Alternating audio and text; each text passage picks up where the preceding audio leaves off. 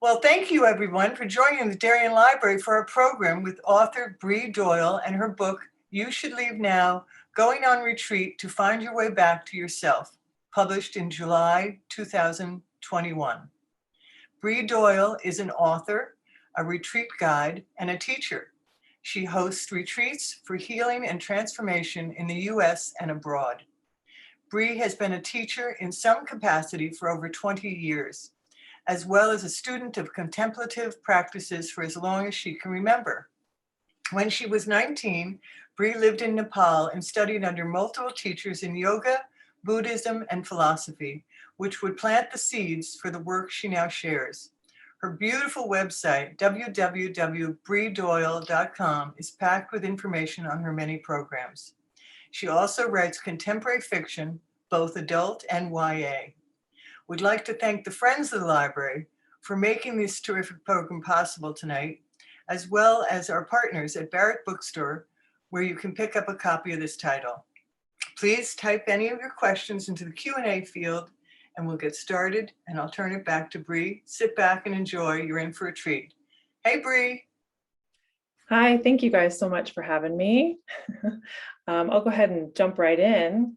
So again, my name is Brie Doyle, and I am an author and the founder of She Glows Retreats is my business. I host transformational retreats in the US and abroad, and writer as well. So I'm really excited to share with you tonight, and I'm hoping that you can take some things away from our session tonight. So thanks so much for showing up. So I want to share just a little bit about myself, a little bit of background so that you can know where this started for me. So I was raised in a Catholic family. I grew up going to church on Sundays, and I remember as a girl, my mom taking me down to see this little town in Crestone, taking me down to see where the nuns would live in solitude. And I always thought it was really interesting. I was drawn to that kind of life, and I was really curious about it, but I liked boys a little bit too much. So I decided not to live a life of solitude. That didn't make much sense for me, but I was really curious about it. And that kind of instilled in me this interest in spending time alone, being internal and being quiet and listening to what's just beyond the five senses. The middle picture here is me when I was studying abroad in Nepal. That was a really transformative experience for me because I met a Buddhist meditation teacher. And at that point, that was one of the first times that retreating became a really formal practice in my life. After I came home from Nepal, I would go on regular retreats, for a couple weeks at a time, for long weekends. It really was a huge part of my life because that's a big part of the Buddhist faith. And then the final picture here is of my family. After I had my third child, I was kind of struggling. I hit a low point in my life, and I was, some of my fiction writing was not coming together as I had hoped and envisioned that it would. So I didn't know quite what to do with myself, but I knew that I was exhausted and depleted and just feeling like something needed to shift in my life. So I remembered the practice that I had had when I was a younger woman, I guess, and child, of going on retreat. And I spoke with my husband. I said, look, I know we have 3 small kids and now's a terrible time for me to leave, but I really need to make some space for myself because something's just off. So I went on retreat. At that time, I went to a space in Costa Rica where I now host retreats. And I came home, and what I realized was not that something was wrong with me, but just that I was completely hemorrhaging all of my energy on everyone around me. And I had nothing else to give to myself. So I was really struggling. And that was the answer, was to leave and to take care of myself and my internal self a little bit. So just a little bit about my background. So tonight's talk is 5 reasons why retreating will change your life. I'm hoping that you will leave this session feeling like you can create your own retreat. That's really my intention, is for, if you read this book, you walk away feeling like, okay, I know what I need to do to make my own retreat. And my goal is really to make an accessible practice for all people, because I believe it's a proactive mental health practice to keep us well. So I want everyone to be able to leave feeling like they know exactly what to do, and to do it regularly as well. That's the other thing is, sometimes I'll have people go on a retreat and they're like, oh, I went on a retreat 6 years ago. Like, I know what that's like, but my intention is to say, hey, regular retreating, make a commitment with yourself, whether that's once a year or twice a year or whatever it is, to give that space to yourself is so, so valuable for mental and emotional wellness.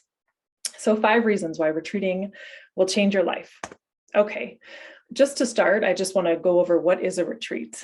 Some of you probably already know, some of you probably have experience with retreating, which is awesome, but just to go over just a little bit in case you haven't, really it's just a period of time away. And again, it can be one night, it can be a full weekend. It really depends on what's possible for you. I mean, longer retreats can be a month, or even in the Buddhist faith, there's like a 3-year retreat. So depending on what's possible for you, you set that time and that can be a retreat.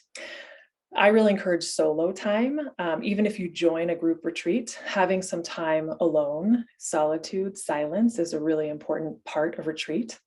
Again, a lot of my clients will say, I don't need a retreat. I just went on vacation with my family, or I just went on a girls' trip. And I always say, retreat is different. It has a higher spiritual intent. So family vacations, friend trips are wonderful and can really fill you, but a retreat is different. It's a time to focus on our inner life, slow down our pace from home. There are no goals and objectives on retreat. I like to use the phrase constructive escapism. So we kind of leave everything behind and we go and kind of open ourselves up to what is to come, instead of filling all of our days with all the things we're going to accomplish, right? Because that's a pattern that we bring from home, is this need to accomplish and do and achieve and more. We go on retreat to kind of let some of that whittle away. There are 9 elements of retreat that I go through in depth in the book, and I will go over them at the end of this too. So again, you leave the session feeling like you know exactly what to do to plan your own retreat. So we'll cover that. People come on retreats, I want to say, for all different reasons. Some people come because they create a retreat because they want variety in their life. They're looking for a shift. Some people go on retreat because they're really looking to heal. Maybe they've had a recent loss, or they're suffering from some kind of illness or something like that, and they're looking for a way to kind of come back to themselves and move beyond either physical or emotional pain. And then some people go on retreat because they're looking for the next inspiration. I know that, initially for me, when I went on that retreat after I had my 3rd kid, I felt like I really needed healing. I was so depleted and so exhausted. I just needed space and time to read and meditate and sleep. And now I use retreat almost like a proactive tool. I'll go, before I start a new creative project, I'll go on retreats really so I can start to hear my own voice.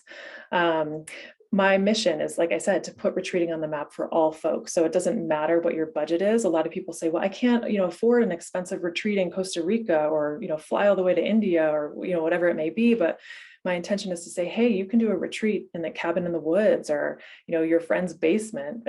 So it's accessible to all folks. That's really my mission. Okay, so the first reason why retreating will change your life: it helps us prioritize self-care. We hear this all the time, right? Self-care, self-care, self-care. But how do we prioritize it in our life? So many of us take care of others, whether that's children, whether that's aging parents, whether that's people in the workplace, right? So many of us work more than 40 hours a week, 86% of men, 67% of women. Many of us are leaders in our families, right? Or leaders in our communities. So to me, there's a modeling self-care is a really important thing to do as a leader, because we have this crazy toxic pace that's so normalized in our society. So the question becomes, am I going to continue to hemorrhage myself, my energy, everything out onto everyone around me? Or am I going to model sanity and balance? Because when we model it, then other people can learn from it too, right? And retreating is one of the ways that we model it, by saying, hey, every year I go on retreat for myself, and you let your team at work know, or you let your family know, or whatever it is. And then it creates this sense of, oh gosh, I can do the same thing for myself. And that's, to me, that shows real sense of wellness. The other thing is health. At least I live in Boulder, Colorado, and here health is going jogging and hiking 14ers and eating broccoli and putting on your skinny jeans. But health is not just physical, of course. And sadly, all we hear about is physical health, like the latest exercise trends, the latest health foods to try. All we hear about mental health are the horrifying statistics, right? We hear 1 in 4 adults has a diagnosable mental health disease. 10.3 million adults have suicidal thoughts. 41% of adults have behavioral addiction to our cell phones, right? So this is all we hear about mental health. We don't hear, other than say, take this pill or try that pill, we don't hear a lot of what to do proactively for our mental and emotional wellness. And retreating is one of those practices. I love to put this quote in here by Warren Buffett that says, if you can't control your emotions, you can't control your money. I think that retreating we have to have a baseline of wellness for ourselves for all facets of our life. Some people think retreating is just a woo-woo thing for certain people, but I'm trying to say, whether you come to retreats because you're a creative type, whether you're a business type, whether you're a family person, it doesn't matter what it is that draws you there. Every aspect of your life is influenced, from your money, right, to your relationships, and retreating is how we take care of ourselves to come and show up in a better way for those people in our lives.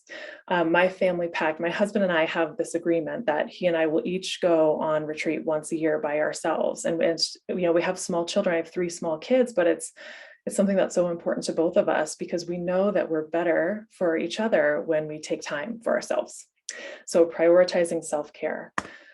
I love this little graphic because I think it elucidates, what retreating does to help us. A lot of times we'll work and work and work and work, and then the way we take a break is because we are forced to, because we got sick, because we've worked so hard.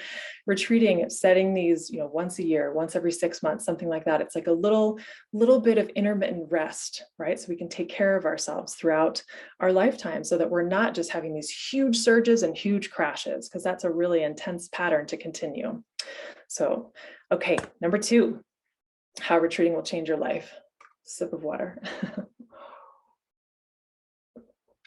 Okay. One of the things that happens when you're on retreat is your energetic state shifts. And again, this may sound a little bit woo-woo, but one of the things that's true is we're all made of energy, right? Coursing through our veins is energy. We get in these patterns sometimes when we're at home of depleted energy. Not all of us, but some certain things or certain behaviors, whether that's in our relationship, whether that's with our work, and we're not managing our energy so well. Sometimes we get really tired because over a lifetime, there's a lot of toxic behaviors that are normalized, like constantly being on technology. That's just normal, constantly working at all hours, being accessible at all times. And these little things create little cuts in us, right? So slowly our energy starts to deplete in our life. And when you go on retreat, by the end of your retreat, you feel this huge surge of energy. So you come back home feeling more alive and more like yourself again. And you remember that, we are in control of our own energy, and we're also responsible for it. Sometimes we say, oh, I'm just always tired because of work, or I'm always tired because this relationship is just exhausting me, whatever it may be. But the truth is, we're responsible for our energy. And when we see those shifts happen on retreat, we realize, gosh, I'm responsible for it and I can control it, right? There are ways that I can shift and elevate my energy so that I can come and show up even more. Something I talk a lot about in my book is the work by Joe Dispenza. There are 5 different brainwave frequency states. And the beta state is what most of us live from. It's kind of this functional, like cause and effect, getting things done, knocking things off the list. Most of us live from this space, and it's actually a really functional and necessary way of living. But there are higher, there are richer states to access that can bring us like deep creativity, spirituality, and those are, alpha and theta states. And these brainwave states start to show up for us when we step away and when we relax, right? When we drop into our parasympathetic nervous system. So I go over this in great detail in the book, but living our life constantly from the beta state is hard to have those euphoric moments that we're all living for and looking for in our relationships and our workplaces, creative inspiration, right? So when we pull away from the day-to-day, then we can access these deeper brainwave states, and they can really influence us a great level. When we live arrhythmic lives, our species cannot thrive.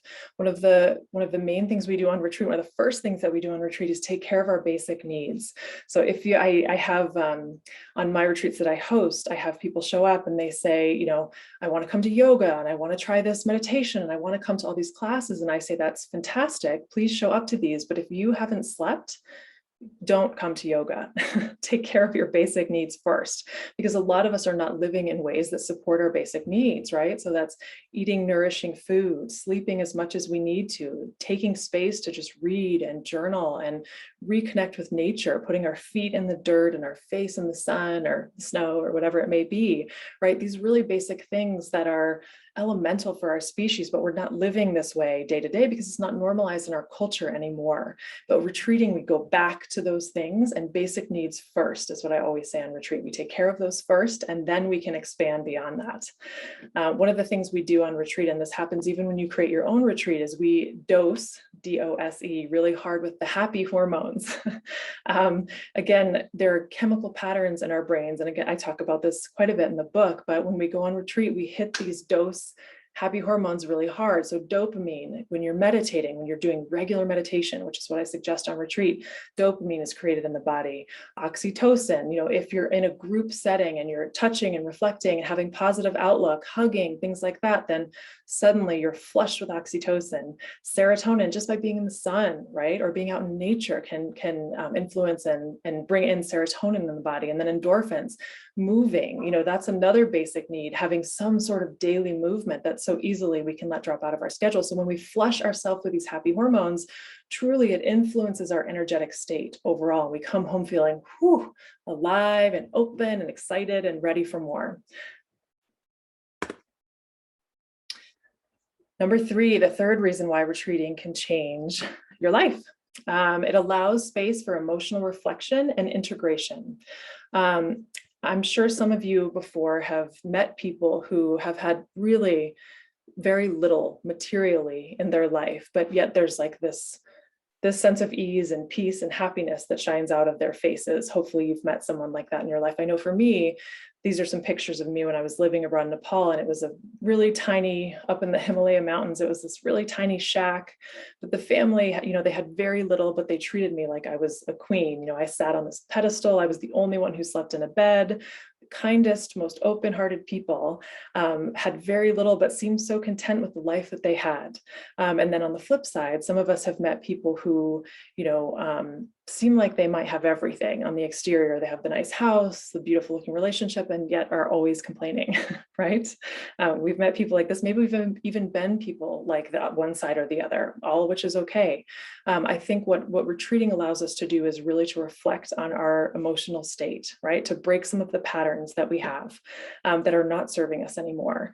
Emotion is a muscle and it's a powerful force. So whichever one we work regularly, right? If we're constantly complaining, then we'll continue to find more to complain about, right? If we, like on the last slide, if we're dosing, we're hitting those happy hormones, we're practicing, gratitude and all of these things that happen on retreat, then suddenly we feel like that becomes more accessible to us more regularly. So retreating allows for that shifting of patterns away from disempowering behaviors, disempowering thought patterns to more empowering ones, more thoughtful and integrative ones. Another thing that retreating allows us to do is to say to ourselves, okay, what matters to me now? Right? We are constantly shifting and evolving as people. Just because you started in one profession at 25 doesn't mean you want to be doing the same thing at 65. Maybe you do. It doesn't necessarily matter. The question is, what matters to me now? And I think allowing those checkpoints, those touch bases in our life to say, okay, how are things going right now? Like, how is this relationship working right now? What could I do better in this situation at work? How could I be a better parent or grandparent? I think that retreating allows us to ask those bigger questions that when we're living in those beta brainwave states, those functional states, we don't always ask ourselves, and retreating allows the space for that. It gives us a bird's eye view of our life. When we pull ourselves out of our habit patterns, out of our comfort zones from home, and we're on retreat and we're doing different things and our days look very different, we suddenly have perspective, right? We can look back on our life and say, okay, when I go back home, I'd like to try this, or this needs to shift, or I want to clean up my office so it looks like this because that might inspire this new idea. You get these insights and breakthroughs because you've broken the patterns of comfort, and that's what retreating allows as well. And because there's downtime and silence and solitude and quiet, suddenly you start to hear things again. You start to see things again.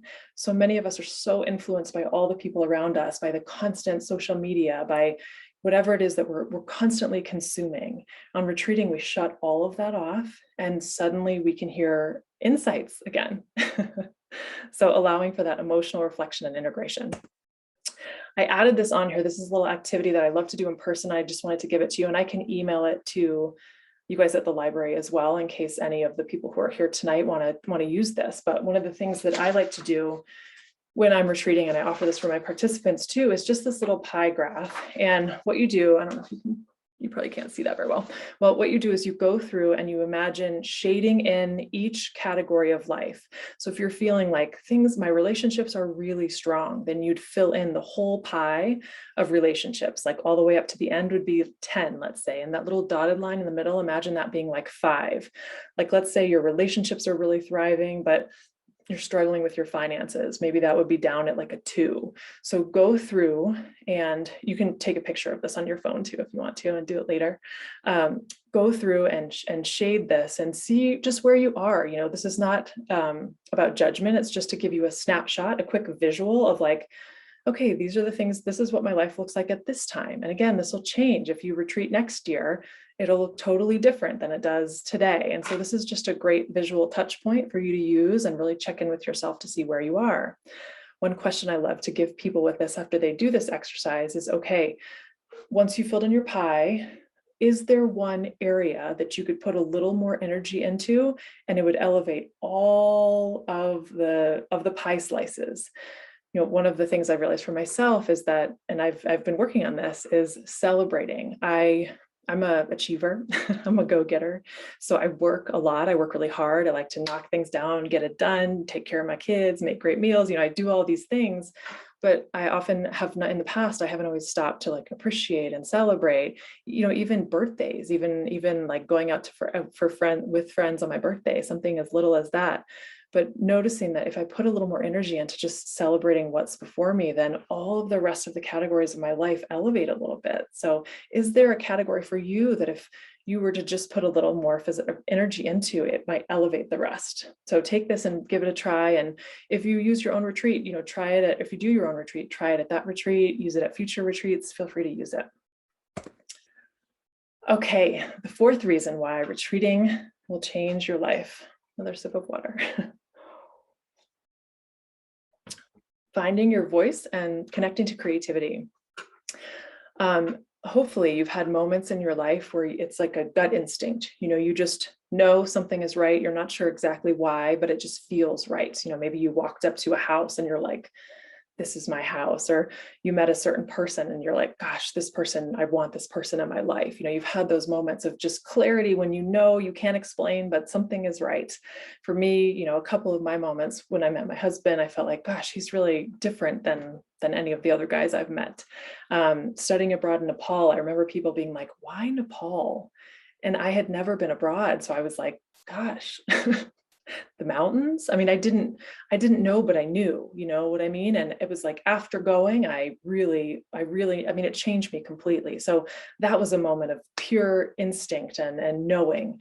Have you noticed that how that voice stays really quiet when we're constantly consumed with our daily duties, right? Kind of like I was saying before, if we're operating in that beta brainwave state on the regular, it's hard to hear those creative, intuitive, insightful voices. And so that's another reason why stepping away is so incredibly important, is to keep us really rooted and aligned with who we are, what we want, how we're shifting, what we'd like to try now, right? I've had clients who leave big jobs after going on retreats, or they leave challenging relationships, or they find beautiful new relationships on the end. You go home after retreat and your energy is just busting. So it's amazing the opportunities that come. You realize very quickly, like, I need to cut this out, or what's attracted to you once you're living from that really high energy peak state. It's amazing what comes to you when you're open and welcoming that kind of energy into your life. I have a dear client of mine who came to one of my retreats. I always tell the story. She came, and at the very end of the retreat, one of the exercises we did was write a letter to someone who's really challenged us in our life. And she chose her father, and she wrote a letter to him, but it was a loving letter. It was like a letter of forgiveness. It was a letter of like acknowledging what has been hard, but also really appreciating what's been fantastic.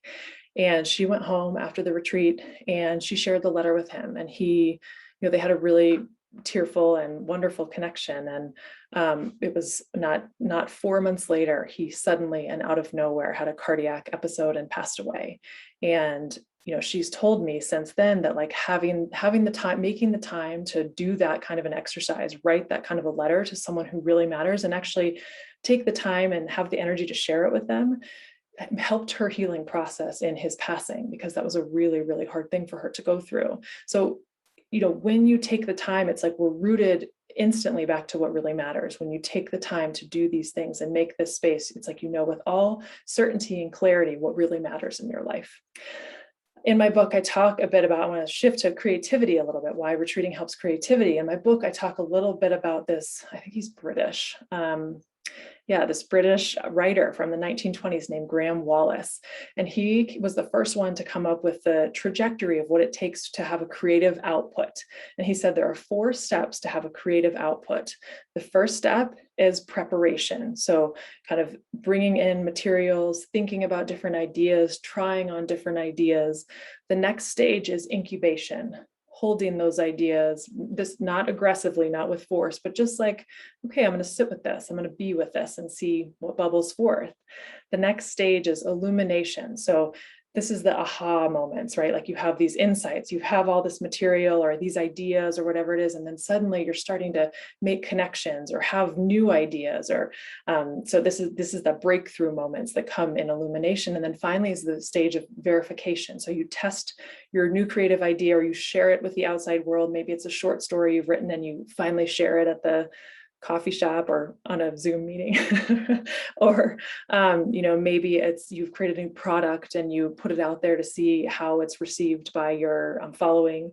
So these are the 4 steps that he says are necessary for creative output. And my argument in my book that I talk a lot about is that we no longer make space anymore for incubation. We're just expected to go straight from preparation to illumination, just output, output, output, output.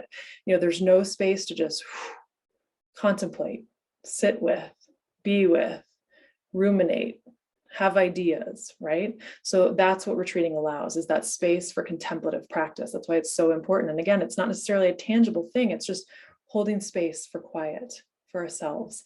It's like the white space or negative space for an artist, right? Pictures, our lives are just like a piece of art, right? It's when you see a piece of art that's so bright and beautiful and has like big explosive color all over it, can be really intriguing. But when you notice like the white space behind it is what makes that art so beautiful and so captivating, right? Is the space behind it. And so really retreating is a way to create that white space in our own lives. So we come home feeling appreciative, feeling open to what we have already in our lives and not overloading, which so many of us do already. And then finally, gratitude. One of the greatest outcomes of retreat and why retreating changes so many lives is because the truth is when you do pull away, you realize what you have already right before you, whether that's a really special relationship or a love of whatever your passion is, or a volunteer position that really fills you, or a relationship with your grandchildren or children that inspires you and excites you, or a new something that you want to endeavor, a new creative idea, a new something to write or something to build. Retreating reminds you of what you have before you. So I want to do a little meditation. It's not quite the end, but I want to do a little meditation. I wish I could see you all. It's hard not to see you, but we're going to go ahead and do it anyway. So I want you to just really briefly, let's get in a comfortable spot. So if you're sitting on a bed or in a chair, let's just take 3 deep breaths. So go ahead and inhale and exhale. Soften your jaw, soften your shoulders. Good. Inhale and exhale. Good. One more. Inhale and exhale. Good. And you can keep your eyes open for the time being. Just relax your shoulders, make sure your jaw is soft and your tongue falls away from the roof of your mouth. And just really lightly, not too harshly, I want you to think about something that's been a little troubling lately, something that's bothered you. Maybe it's related to frustrations at work or something at home, just something little that's been like, oh, this doesn't feel good. Okay. Hopefully something quick came. We're not going to spend too much time there. And then we'll just put that aside for now, and then we'll come back to our meditation. So again, get yourself in a comfortable seat. And now let's allow your eyes to fall to close. Allow your breath to deepen. Let's take another inhale. And exhale. Again, closing your eyes if that feels comfortable for you, and just settling into your space.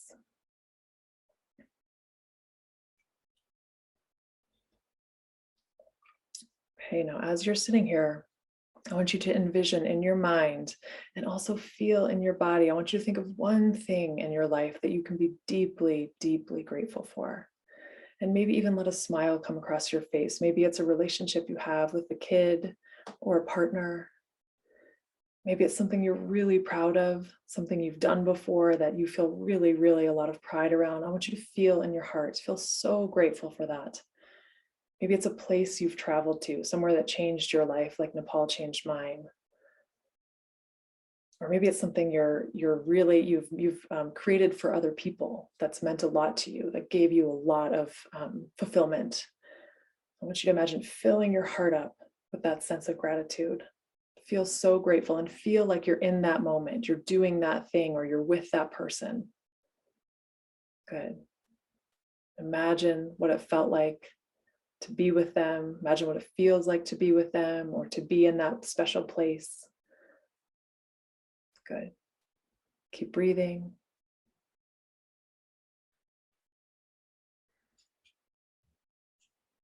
Good. And now we're going to do one more. I want you to think of one other thing that you can be so deeply grateful for, that without this person or thing or experience, you would not be who you are today. Maybe it's even someone who's passed, a special grandparent or great grandparent who you still feel deeply connected to. Maybe it's a book you read that totally changed your life that you love, something that you can feel so grateful for. Maybe it's your health, and feel it in your heart. Really imagine you're there right now.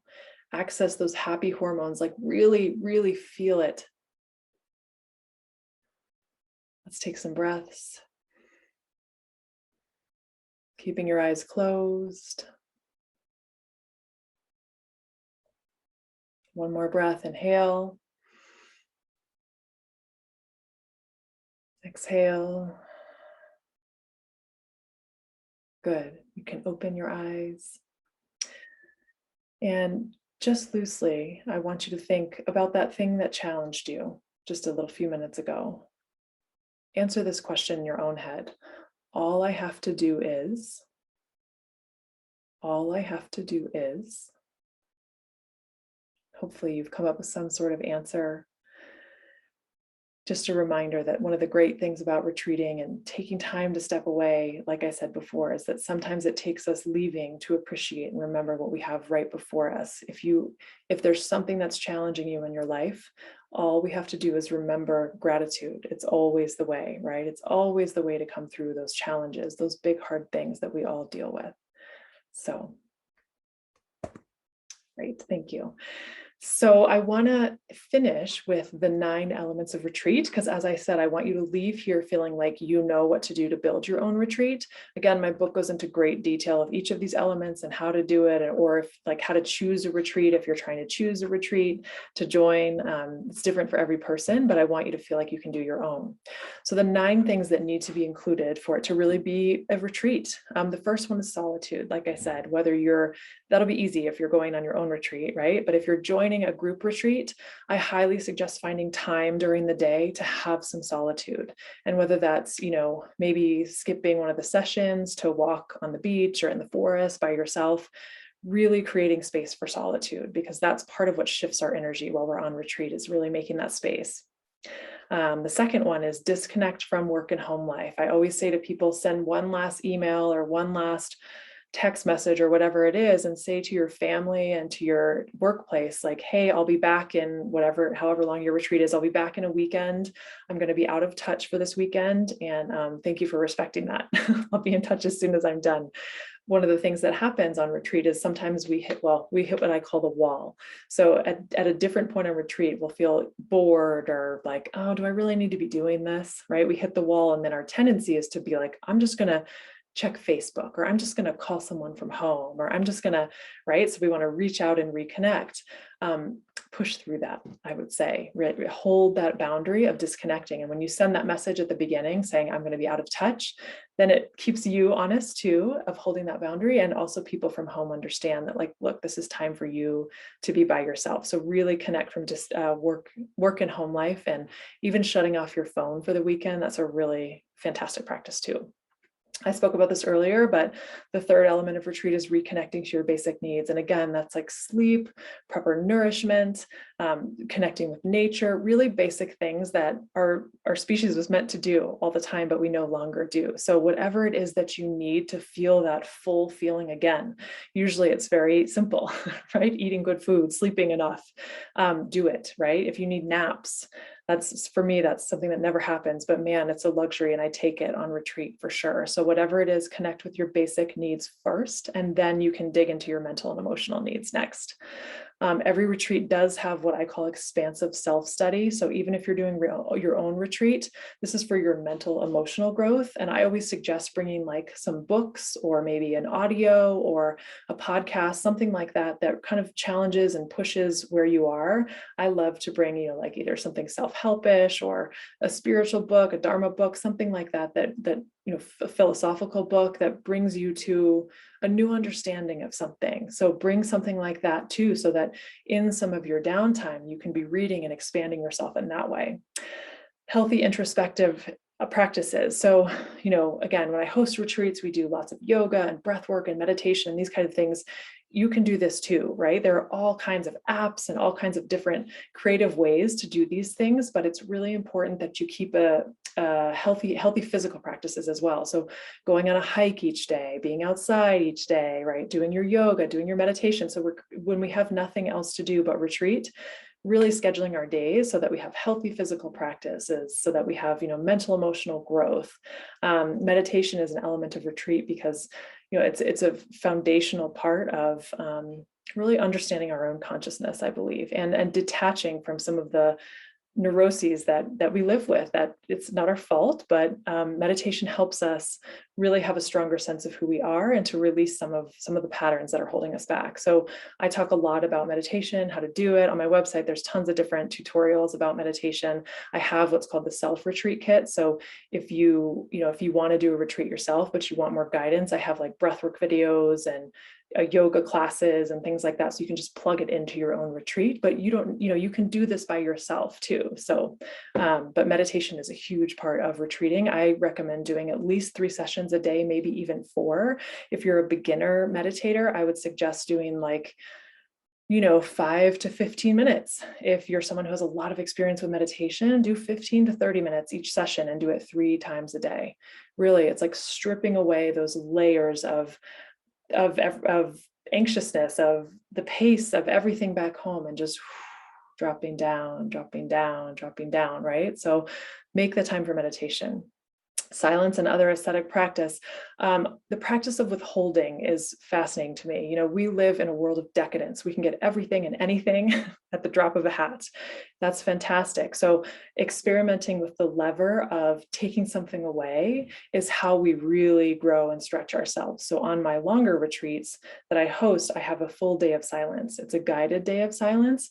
But when we're taking away that pattern of speech, we immediately learn things about ourselves. We learn where our walls are.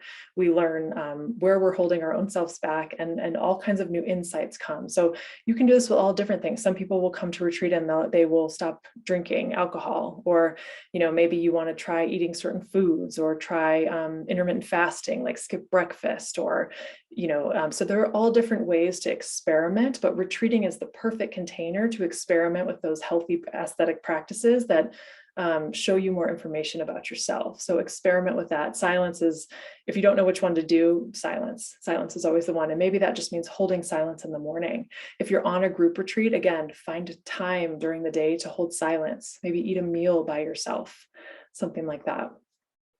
Resistance as the teacher. I spoke a little bit earlier about how we hit walls when we're on retreat. All of us hit these moments where we're like, oh, this is boring, or my bed here is not near as comfortable as my bed at home. Maybe I should just go home, right? Or we hit whatever we're working on, whatever whatever things come up, and you can't even predict what's going to come up, but something's going to come up that's going to be triggering. That right there is where your work is, right? On the other side of that resistance is your breakthrough.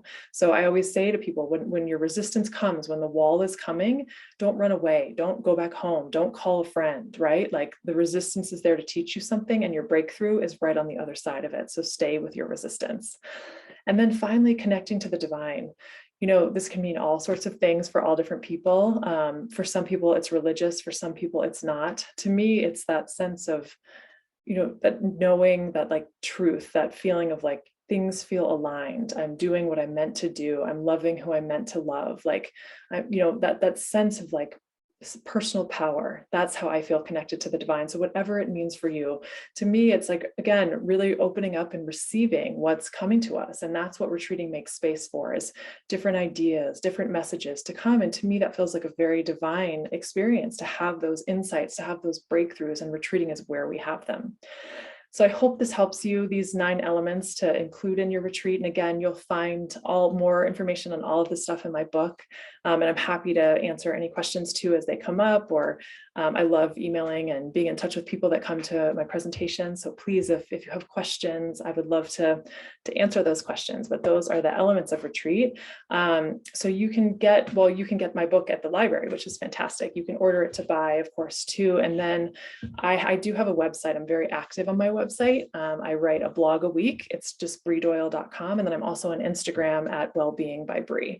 So if you're curious about what offerings I have, I host retreats. I have, like I said, the self-retreat kit. I have my book, lots of different things that I offer on there. So I thank you so much for showing up tonight. And I'd love to answer any questions if there are any. Yeah, thank you so much. That was wonderful. I'm having a little tech difficulty with my screen, so I don't see you anymore. We have, let's just see, hold on 1 minute. Sure. We have some questions that came in beforehand, which we can start with before I see the ones that are online. I wanted you to talk about your remote retreats that are on your website, because I thought that was so interesting and such an asset for people who might not really be able to go away for 5 days or 3 days. Yeah. So the self-retreat deal, Yep. that one. Mm-hmm. Yeah. So the self-retreat kit I made it's really designed for a weekend retreat. So it's like a course is what it is. You can do it just with your computer, and you take it, and I give you a schedule. I give you like pre-work. So you're kind of prepping for your retreat. And then you decide, where do I want to go? Maybe you just do it in your house. You have everybody leave your house and you do it in your house. Maybe you can stay in a friend's condo or go to a hotel room, something like that, or a cabin. You could even go camping, not right now in January, but somewhere. And you bring this self-retreat kit with you, and it has so many different components. I think I have 18 different videos of like coursework. So we have, like I said, daily yoga classes, daily breath work, daily meditation. I also have a book list that I put in there of books that I like to bring on retreat, books that I like to suggest to bring on retreat. I have what I call the transformational manual, and that's 40 pages of heart curriculum work. So you'll actually be doing some personal growth work while you're on your retreat too. It's a printable manual. So you print it, you bring that with you on retreat. So, I know it's not easy for everyone to actually go on a big organized retreat, but this is a way to just plan your own weekend retreat, sample it, and do it with some guidance. So you're not completely just doing it on your own on the fly. So that's on my website. It's called the Self-Retreat Kit. That's great. Someone asked, how long before you see the benefits of meditation?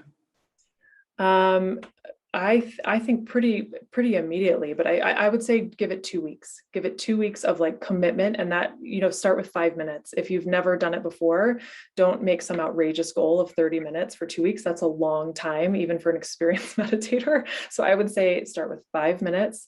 Pick a time of day. If you're a morning person, I would suggest doing it in the morning, but not all people are morning people, right? So if it's nighttime, do it at night, but be religious about it. I mean, put it on your calendar and check it off so you feel like, okay, I got a sticker, I got a star, I've done it, but commit to it for 2 weeks so that you feel like you have a habit going. It's one of these things that like, you meditate so that you live more consciously in your life is my belief. You don't meditate just to be an awesome meditator. You meditate so that we're a little more conscious in life, and we can kind of, emotions come by and they go, and we don't attach to them so firmly, right? It's like we become the witness that's behind the emotion, right? So the emotion rises, we see it rise, we let it go, as opposed to like, so meditation creates that distance, that little bit of space between the witness and the emotion that's arising. To me, it's a foundational practice in mental and emotional wellness, and it doesn't have to have any religious connotation. Truly, my meditation teacher says it's the practice of sitting and making friends with ourselves, which I love so much, because the Westerners, we come to the practice of meditation with our aggressive achieving mindset. And we're like, I'm going to be the best at this. I'm going to do this right. I'm going to crush it. I'm going to knock it out of the park. That's not, meditation is light and gentle and easy, and just being friends with ourselves. Right. So 5 minutes, 2 weeks, commit. Someone asked you to speak a little bit more about Nepal, and what was the strongest lesson you brought back? Oh man, there are so many. Nepal, so having never been abroad before, it completely blew the lid off for me, because everything was different from, like how to use the toilet to the kind of food that you eat to the philosophy. Like everything was so different. And I was, I think, 19 when I went. So it just blew my mind. I grew up in Boulder, which is a pretty affluent community, but my background, I don't come from great means. I come from humble beginnings. And so this is moment of truth here. It's not something I'm proud of, but when I was in my teens, I used to steal things. I would steal clothes and earrings and lipstick, because I felt like everyone around me had money and I didn't have money. And somehow I felt entitled to that. Like, well, they have it, like I should get it too, which is, I know it's crazy, but I was young. And I went abroad to Nepal. And what I realized was, gosh, there's a really big difference between need and want. It's a third world country there. And I realized, I was being really selfish, and I never stole again after I came home from that. It completely stopped me in my tracks, because like that family I was showing you, it made me realize, like, it's not about things. You don't need things to be happy. You don't need things to have status. I mean, when I was there, I've have this identity of like, I'm wearing makeup right now, like trying to be pretty, right? But in Nepal, I shaved my head. I mean, I just like threw it all out the window, and I was just like, I'm going to be whoever, I'm going to be my inside self. I don't care. So it just changed me from the inside out, because I think I was young and I was focused on surface level things. And I went there and I realized there's so much bigger, there's so much more than just having the things, having the look or something like that. So yeah, it changed me in a lot of ways. I'd say that was one of the biggest at that time for me. Yeah. Someone asked, do you set goals for a retreat? No. And this is hard for the achiever types. So when the self retreat kit walks you through this, so that kind of, it's more like doing some, like, what's your intention? It's not about like, I'm going to go and I'm going to write 50 pages of my novel every single day, because that's bringing that like achiever, do, go mindset from home. And we're trying to break some of those patterns so that we can have those creative insight moments, those alpha, theta brain state breakthroughs, right? That are truly genuine, truly from the soul. So that does not come from aggressively planning our entire weekend, right? So again, that's hard for the Western mind. We go without goals. We go with an intention, like a loose intention. Like maybe the intention is to heal. Maybe and again, for me on that retreat after my third kid, that was what it was. I just needed to sleep. I wanted to read good books. I mean, and it was hard to let go of like outcome. And sometimes you might have a spouse or a coworker or something that says, okay, well, what's the point? What's the point? What's the point?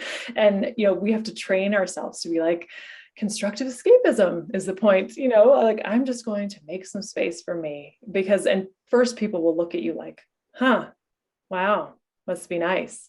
And I always say, it is nice and you should do it too. And you'll come home and people will be inspired. Trust me, because the truth of who we are as humans is we need some space. Sometimes we need to reboot. We need to rebuild ourselves. We need to envision who we will be in the future. We can't do that when our heads are constantly down. We're constantly working, going. So, the first one feels hard, but then you'll go and you'll come home and be like, okay, I get it. Like, I'm doing more of that. Yeah, that sounds great. Let's see. Do you want to talk a little bit about your chapter in the book, Dropping the Guru Obsession? Sure. Yeah. So I once again, the Westerners, we love to, what's the word I'm looking for? Like scrape the top off of Eastern religion and be like, you know, I got it. I'm like obsessed with this new, like Buddhism in my town anyway. So in my town, we have a lot of like, spirit, it's called spiritual materialism, which is like, well, I meditated for 6 hours. How long did you meditate? Well, I have these beads from Nepal. Where are your beads from? You know, it's like this competitive mindfulness, which I think is such crap. But so that chapter for me, you know, everybody has a different feeling about religion, and I totally respect that. My own journey is, like I said, I was raised Catholic. Then I went to Nepal and I found that I met this meditation teacher, and I quickly jumped into Buddhism, and it was like that was it. And I was young, and I was like, well, everyone who's not Buddhist is clearly stupid. Like that's kind of where I was. And so then I threw everything into that. But what I've realized through all that is that there's no religion that can completely hold me. And, you know, I am the authority. And for a long time, I was very devoted to a particular Buddhist sect. And the retreats I did were, you know, very, very esoteric, like very rigid and very strict. And having kids kind of broke me out of having to do everything so rigidly, so perfect, because the truth was I just needed to like heal. I just needed some space, you know, and I couldn't, like when you're doing a traditional like Vipassana retreat, it's like, you know, you have these really strict sessions of meditation and you wake up at 4 and it's very strict, and there's real benefit to that too. I'm not saying there's not, but for me, I think it was important. Having kids kind of broke me free of that need to like do it right, like be a perfectionist, and really to just let retreating be also about taking care of myself a little bit too. So that's a bit what that chapter is about for me, is kind of allowing ourselves to be the authority of ourselves. Can you tell people a little bit about the chakras? Sure. So the chakras are energetic centers that I wish I had like a full, wish I could see you in person, but energetic centers that climb up the spinal cord. So, you know, there's the root chakra, there's sacral chakra, and you kind of envision them almost like in different sections. I talk a great deal about this in my book, but there's energy that flows like, oh yeah, thank you. There connection points in the body where lots of energetic channels meet. So there's a lot of energy flowing through these areas. So oftentimes people will say, you know, if there's a blockage, it has emotional component in the body as well. If you haven't read the book, The Body Keeps the Score, that's a great book that doesn't talk about the chakras, but does talk about like how our emotional wounds also show up physically too, and how our physical wounds influence our emotions as well. So in retreat, I talk a lot about like mental and emotional wellness, healing the mind and the emotions, and how that can help us heal our bodies too. And I think chakras, a lot of the discussion around chakra has to do with energy. So it goes back to what I was saying before, healing our emotions can influence our physical body. Hard to believe, crazy to believe, but really true too. So, you know, for me, I'll just say this, like as a child, I was very, very shy. I never spoke up in class, even if I knew the answer. I didn't want to say it. I was very nervous and shy in groups, which is kind of funny that I'm doing this now. But so for me, like throat chakra, I mean, this was an area where like more and more opening, because using my voice was something like, I feel like that's part of what my spiritual life is about, is finding ways to use my voice. And that's why this book has been so special for me, because it's like I finally get to share my voice, because it's been a lifetime journey for me, right? And we all have different, and that's related to the throat chakra. So we all have different, you know, patterns and journeys, and I think there's a lot of information. The chakras are ancient Indian Sanskrit philosophy. So it's not something I've come up with. It's ancient. There's so many great books you can read about it that I reference actually in my book, other books that you can read. You can read full books on the chakras. So that's just a little sampling. We had a member of the audience, Lucy, write in, "This is the perfect time for your book. Thank you. I retreated to Quito, Ecuador in August. My kids went to sleepaway camp, and I spent time volunteering at an orphanage with a nonprofit. Lived with a host family, ate beautiful meals, and spent time at 9,000 feet in the mountains. Retreats retreat helps your life. Sorry, retreat helps you live your higher purpose and an authentic life, which I think is, you certainly would endorse that. Yeah, thank you, Lucy. I think that's Yeah. beautiful. Lucy, right? Lucy? That must have been a busy retreat. Yeah, right. But that's so great. I mean, taking yourself out of your comfort zone like that and being somewhere completely new, it's like all your senses open. I mean, that's really awesome. I'll just have one last question or kind of comment. Would you talk a little bit about your book list in the back of your book? Because I thought it was so thorough, and I'm sure people would find some inspiration in it. Yeah, thanks. I, as a writer, I'm a voracious reader. I read constantly. I read like a book a week. I just can't stop. So I like to pick, for me, I tend to bring a fiction book and also a self-help, spiritual growth, that kind of a deal. But I wanted to put as many resources as I could of books that have really influenced me. So all of those books in the back of my book are books that I've either brought on retreat or made a significant impact in my consciousness and my level of evolution. And I wanted to share them because I feel like they've influenced me greatly. So I hope that you can look at them and use them as a resource for yourself, because there's some great ones in there. Well, I think we've come to the end of our hour, and I want to thank you so much, Brie, for joining us from Boulder. And you have another part of the day ahead of you, but we're about closing shop down here. But I can't thank you enough, and I'm sure there's so many people inspired to try and do their own retreat or to map one out for themselves this year. So thank you for being our inspiration. Yeah, thank you. It was an honor. Thanks so much. All right. Good night, everyone. Take care.